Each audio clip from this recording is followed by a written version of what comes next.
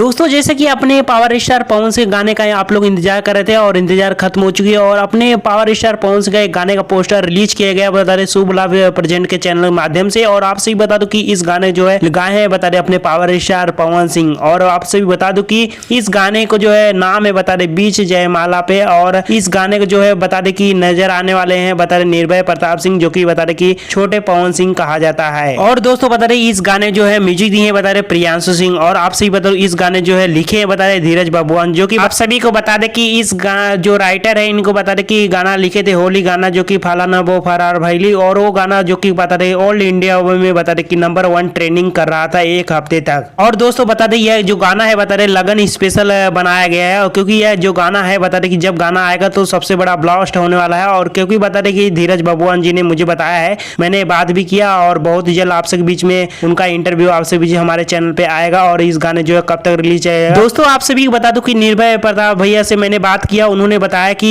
इस गाने जो है टीजर आज रिलीज कर दिया जाएगा शाम तक। और इस गाने जो है फुल वीडियो सॉन्ग आपसे बीच में कल तक रिलीज किया जाएगा, क्योंकि बता रहे कि निर्भय प्रताप भैया ने कॉल रिकॉर्डिंग का परमिशन नहीं दी है। और आपसे भी बता दूं कि विदाउट इजाजत का मैं कॉल रिकॉर्डिंग नहीं करता किसी भी राइटर और सिंगर। दोस्तों फाइनली मैं आप सभी को 100% गारंटी साथ बोल रहा हूँ कि इस गाने जो है टीजर आपसे बीच में आज शाम तक रिलीज कर दिया जाएगा और फुल वीडियो सॉन्ग आपसे बीच में कल तक रिलीज किया जाएगा सुबह में। आपसे बीच में शुभ लाभ फिल्म के चैनल से माध्यम से सुनने को मिल जाएगा। और ये जो गाना है बहुत ही दर्दनाक और बता रहे शादी विवाह में ये गाना जो है बहुत ही ज्यादा बजने वाला है। तो दोस्तों आप लोगों को यह खबर कैसा लगा, कितने एक्साइटेड है इस गाने को लेकर, वीडियो देखने के लिए बहुत बहुत धन्यवाद। Thank you my watching my video. Like करें, शेयर करें, सब्सक्राइब करें। धन्यवाद।